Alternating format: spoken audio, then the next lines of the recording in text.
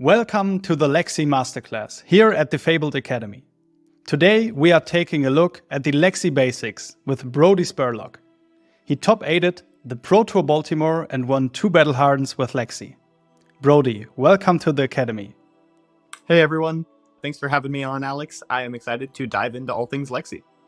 Yeah, I'm really excited to talk again with you about Lexi because I remember just after the Pro Tour was ended, we were sitting down and had a pretty deep conversation already about Lexi, including Andrew Rothermel.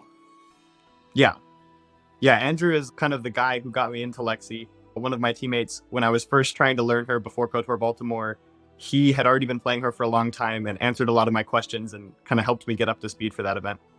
Yeah, so now the viewers have the opportunity to learn the basics with Lexi from you. So tell us a little bit more. Besides all these top rankings, what is your experience with Lexi? Yeah, so I've been playing Lexi since that month of April, right before the Pro Tour when we were getting ready, a lot of us on the Wolfpack, to bring her. And I've been playing her pretty much ever since. I took some time off in May and June for kind of a month. I was playing Olden, and I've dabbled with a couple other heroes at Battle Hardens since, but pretty much for 6 months now, from April to present, I've been working on Lexi, playing her at a total of course, the Pro Tour, and then 2 Battle Hardens, 5 PTI events, 1 calling, and recently US Nationals as well. And I think at this point, Lexi is the hero that I've played the most in Flesh and Blood. So you play a lot of other heroes too. You have a lot of experience in Flesh and Blood already. But what is it that you like about Lexi so much? So my personal favorite thing about Lexi is the deck building. She has the largest card pool in the game, at least before Bright Lights, that is. I think the mechs beat her now, but pre-Bright Lights, she has the biggest card pool, and there's so many different ways to build her and ways to tech her for a specific meta. Even just like the Battle Hardened, after the Calling Singapore, there was a PTI event in Baltimore and a Battle Hardened in Los Angeles, and my Lexi deck at those events was kind of built for what we expected Oldhams to be doing and what we learned at Calling Singapore, and it was wildly different from the Lexi deck we played at Pro Tour Baltimore.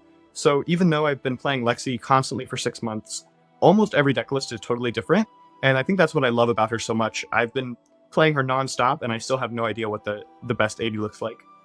So you brought up already a very important part in playing Lexi in the future, Bright Lights. So do you think there is a playstyle in Lexi that can take on the mechs that are now available to play in competitive games? I think so, yeah. I think that mech is going to be a pretty close matchup, or perhaps even unfavored after all the support it's gotten. But I do think the kind of fuseless shell of Lexi that's been popular for the last couple months will have ways to interact with the mech deck and will be able to keep up with it just from a race perspective. Though I think it'll be one of the most formidable matchups in the metagame for Lexi. So you already mentioned one very important part about Lexi, and that is fusing. Can you just explain what are the different playstyles that are available with Lexi and why is fusing so important with her? Yeah, to start off, Lexi is an elemental hero with essence of ice and lightning. Normally, if you're playing an elemental build of her, you're going to pick either ice or lightning and go in that direction. And there are plenty of fully fledged Lexi lists that pick one of those two. But the ice lists often go for more of a go tall, dominate, on hit build, oftentimes using Death Dealer because you're only trying to shoot 1 arrow per turn, and drawing an extra card, which maybe is like a 0 for 3 buff to make your attack taller, is really helpful. And they play cards like Chilling Ice Vein, all of these ice fusion cards that have powerful disruptive on hits. And then there's the lightning build where you're doing the total opposite. You're trying to go as wide as possible, playing lightning fusion effects that basically make it so that all of your attacks deal more damage every time they connect, and then give them more instances of damage to be buffed up with cards like Frazzle, and Dazzling Crescendo is a pretty simple arrow where if you fuse it, it gets go again. So just allows you to go wide without Voltaire's go again ability. And then Snapshot is one of the key ones that lets you activate your bow multiple times again in the same turn. So that's the lightning build where you're trying to go super wide. And then finally, there's Fuseless Lexi, which after the release of Outsiders and a lot of powerful generic arrows, not generic, but base Ranger arrows and Codex of Frailty, this has become the most popular build, where you have a little bit of ice sprinkled in and sometimes a few lightning cards, but it's mostly just generic ranger cards, going for kind of just pure efficiency and damage as opposed to fuse synergies on either side. But like I said at the start, all three of these strategies have been deeply explored, and I do think that the ice and lightning builds have some legs, and especially the ice one I know has shown up kind of in the background, but like people maybe aren't giving it as much credit as it deserves. I think it is a real deck. All right, so we will see in the next weeks what Lexi decks exactly come up in this meta, but it is good to say for all the beginners starting off with Lexi that there are multiple ways to play her, and that is also affecting the game style, which we will talk about next, because it is not only important to choose your hero, but to know which kind of heroes are you running into. So what are the best matchups for Lexi, the heroes that you see on the table and think like, okay, those I am having in my pocket? I think the best matchups are basically simple linear decks that aren't great at forcing you to block. Heroes that aren't doing anything too out of the norm, don't have super disruptive on hits, and are just playing a normal aggressive game. For example, like Rune Blades are heroes that can be kind of easily disrupted. If you give them a couple Frostbites, it can be really hard for them to make their hands work. And though most heroes in the game at this point do have on hits, most of Rune Blade's on hits are kind of helping their own game plan or doing like linear damage, like creating extra rune chance or something, but they're not actively harming what you're doing. So you get to pick and choose when you're blocking. And that's the kind of playstyle that I think Lexi does best against, at least this more popular fuseless version that I'm more familiar with. And on the other side, there are heroes that you are may feared of facing off with Lexi, or that you are not that against. So tell us a little bit more about the worst matchups that you can run into with Lexi. Yeah, I think a great place to start with Lexi's worst matchups is Assassin. Uzuri is a deck that people have been experimenting with a lot over the last couple months, trying to target Lexi, since Lexi's been so dominant since basically Pro Tour Baltimore onward. It's the opposite of what I just said before. Assassin is good at making you block and good at disrupting what you're doing if you don't block, with a lot of cards like swapping into CNC in Uzuri or Leave No Witnesses in either Assassin, destroying your arsenal, and Spider's Bite making it harder for you to block those things. So basically, quote unquote, forcing you to block, or if you don't, heavily disrupting what you're doing. Those are some of the matchups that are scariest for Lexi to run into. And for the end here on the matchups, tell us a little bit about the upcoming meta, because we will see a lot of mech decks running around. How would you tackle the mech decks when choosing Lexi? I think that into Mechanologist, one thing that you might not think of at first that is quite helpful is frailty tokens, especially into the way Dash has been historically built, where a lot of her power turns come from high octane and shooting the pistol a bunch of times. Giving each pistol attack -1 is very helpful, and most of Dash's turns involve a pistol attack, or at least if they didn't get a frailty token, they were going to. Even though Dash is only going to attack with an attack action card from Arsenal at most once per turn, her reliance on that weapon makes frailty more valuable than it is versus a lot of heroes. And I think that will continue to be true with mech in the future, though it's possible it's not going to be as true versus some of the newer heroes or some of the different builds that come out of Bright Lights. But frailty tokens, I think, are one thing to look for that are easy to look over.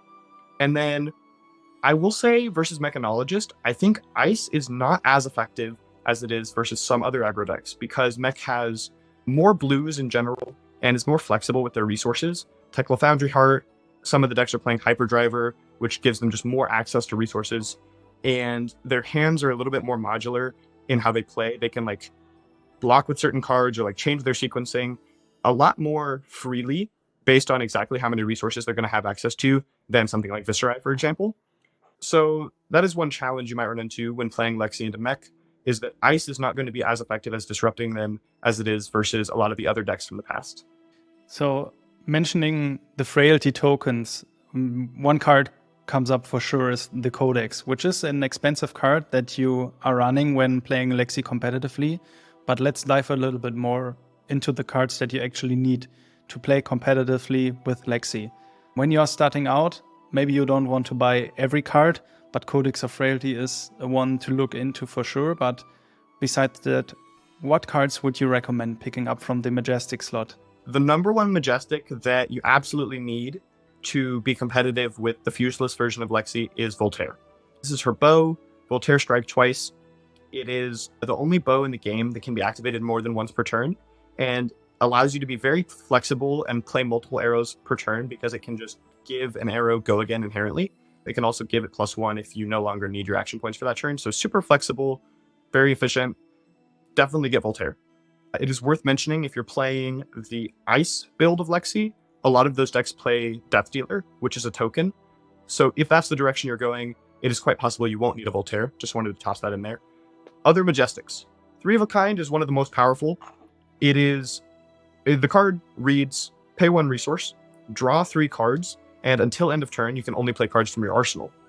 Because we're a ranger and all of our arrows shoot from arsenal, this is still a restriction for us, but it is obviously we're the class that can most easily work within this restriction, and specifically Lexi as a hero is because of Voltaire. 3 of a Kind is super good. It is number 1 on my recommendation for Majestics that actually go in your deck. Following 3 of a Kind, we have Rain Razors, another powerful non-arrow card that gives all of your arrows +2 for the turn and acts as sort of an anthem effect. If you're shooting 3 arrows in a turn, this is 6 damage for 1 card and not costing your action point, which is just very powerful, super good card to have. Another is Quiver of Rustling Leaves. This equipment is basically a free inclusion, not free because it costs a slot, but otherwise just free to add to your board state. You can play it in addition to Voltaire in your weapon slot, and it gives you a lot of added flexibility on hands where you have too many resources, which often happens after playing our other Majestic 3 of a Kind. You draw into a ton of cards, you have 1 more blue than you would like to, and so instead of having to load that blue and just shoot a blue arrow, or maybe you run out of Voltaire uses, so shooting the blue arrow isn't even an option, you can pitch it into Quiver, look at the top of your deck. If it's an arrow, it just goes straight into your arsenal, you can fire it. So that is definitely a super useful tool for any Lexi deck I recommend picking up. Alex, you already mentioned Codex of Frailty. And final honorable mention, as our 6th Majestic card to pick up, is Heatseeker. Just a really strong arrow. It's kind of built for Lexi the way it not only draws you a card essentially, but it flips it face up into your arsenal, which turns on New Horizon and allows you to immediately arsenal another card face down if you'd like to. One of the best arrows in the deck. Yeah, it's good that you bring up Heatseeker because, as mentioned, playing Lexi is not really on a budget when you want to go full competitively. But there are even more expensive cards in the deck than Codex of Frailty, and those are the ones from the Legendary slot. So tell us more about these cards from the Legendary slot that we need to pick up when playing Lexi. The only Legendary that's absolutely necessary to play Lexi competitively is New Horizon. This is your headpiece, and it's the one that allows you to have multiple arsenal zones. As long as you have a face-up arsenal, you now get a second arsenal zone. And this is really helpful for a variety of reasons. And I believe almost any Lexi deck will want to play it. Again, it's possible that the Death Dealer Ice build does not need to have New Horizons. That's something to look into. But if you're trying to play the more popular Fuseless version, this is a must-have.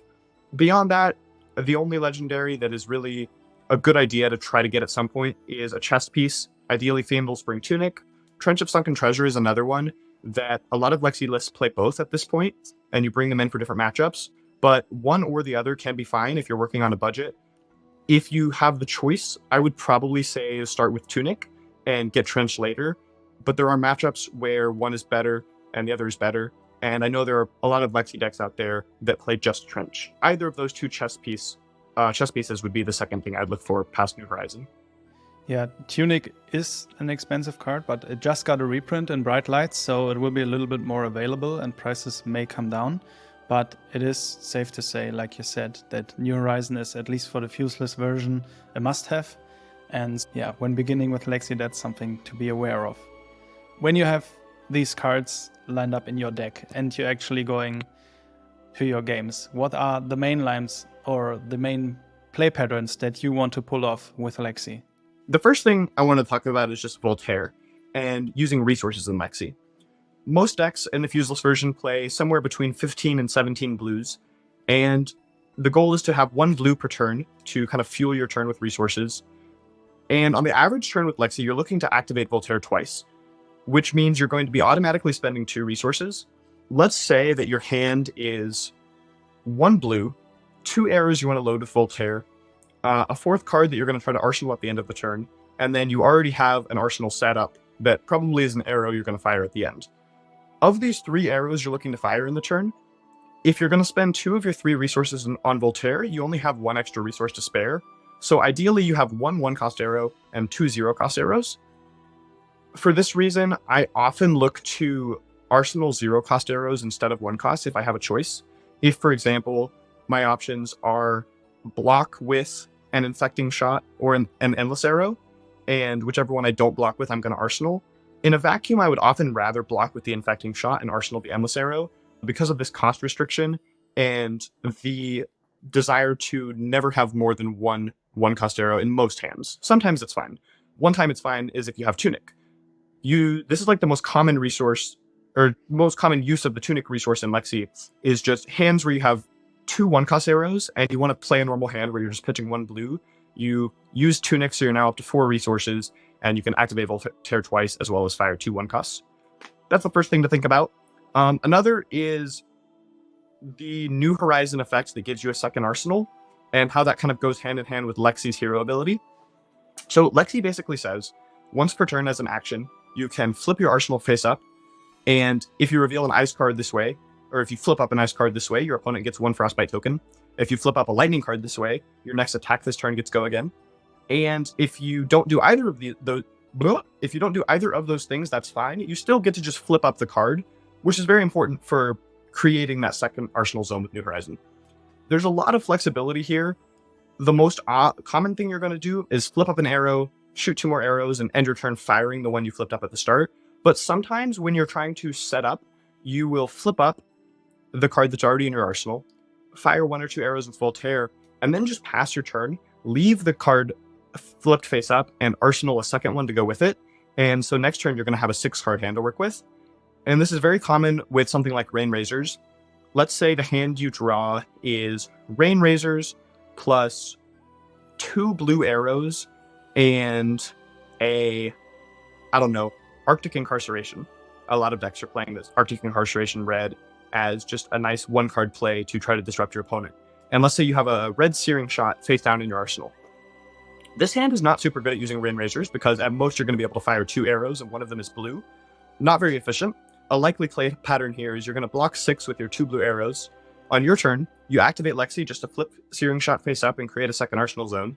Go ahead and play Arctic Incarceration from hand, give your opponent 3 frostbites, and now you can stick Rain Razors in arsenal next to the Searing, and hopefully next turn you'll be able to shoot 3 arrows and get a lot better use out of that Rain Razors. So those are the 2 main things, just using Voltaire in your resources well, and then being conscious of all the ways that you can set up hands and use Lexi ability to potentially disrupt your opponent and basically just play very flexibly. I think the last thing I want to mention about general play patterns with Lexi is on the very first turn of the game, which I often refer to as turn 0. If you're going first, you will often be able to arsenal 2 cards, and that should probably be your biggest priority. The most common cards that are played in almost all Lexi decks that you're able to use as your double arsenal freely are Rain Razors, 3 of a Kind, Falcon Wing, and Winterspite. And there are others that are played, but I think those are the only ones that have been commonly popping up in almost every Lexi list. Sometimes you'll see cards like Lightning Press, Premeditate, and other buffs that also don't spend your action point. But basically, you want to try to activate Voltaire once on turn 0 to load an arrow in face up, and then pass and put another one of these cards down in your second arsenal slot to maximize the benefit of drawing up to 4 with Lexi so that you get to start your first real turn with 6 cards. If you have Snapdragon Scalers in play, it's often correct to arsenal 2 arrows without Go Again if you don't have any of these Go Again cards, just because you're basically saying, I'm going to commit my Snapdragon Scalers next turn to get an extra card. Now I have 2 arrows loaded. And finally, turn 0, when you're not going first, if it's your opponent's turn, Voltaire is an instant. So you have the ability to load arrows on your opponent's first turn if you want to. But it is worth noting, if your opponent passes, and then you pitch 1 card and put an arrow card from your hand face up into your arsenal, you now only have 2 cards left, and your opponent does get priority back, so they can attack you after you do this. And sometimes it's not worth it because they can leak damage through and maybe even like hit you with threatening on hits or crush effects because you only have 2 cards left to block. So you do want to be careful, but it's often correct to load 1 or, if the situation calls for it, even 2 arrows on your opponent's first turn. And that's just a good option available to you to be aware of. All right, that were kind of really like the insights I think that beginners are looking for when picking up the deck, because there are so many options with Lexi when you are starting, and it is quite helpful when you have these kind of patterns in your mind when playing your games. But when you're actually coming down to playing, there are a few mistakes that can happen. So Brodie, tell us a little bit more about the common mistakes that you would say players need to avoid when beginning to play Lexi. One of the main ones, I think, is not blocking enough. Lexi is often viewed as an aggressive deck because she outputs damage so effectively and has a lot of disruptive on hits. And in general, you'd rather be attacking than blocking with her. But a lot of times, it is perfectly okay to spend most or all of your hand blocking if it doesn't play super efficiently, or if your opponent is presenting on hits where you're going to end up getting more value just blocking for 3 than attacking with your arrow. All of the arrows in the deck block 3, even though there are 2 blocks and 0 blocks sprinkled throughout. The deck blocks pretty well.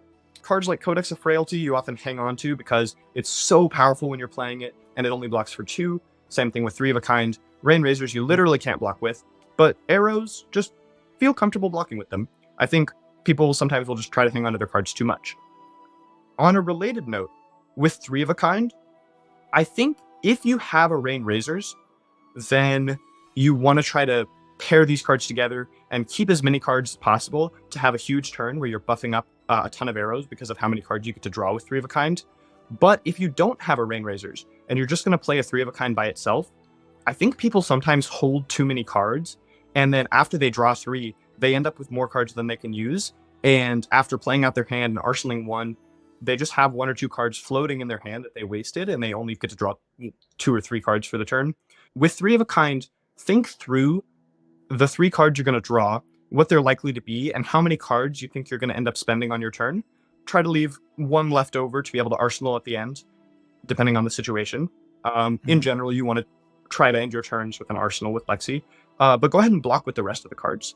A really good comparison that I think was first made by Michael Fang that I really like is you can think of the 3 of a kinds in your deck as 3 Carrion Husks. And Carrion Husk is just a shadow equipment that blocks for 6.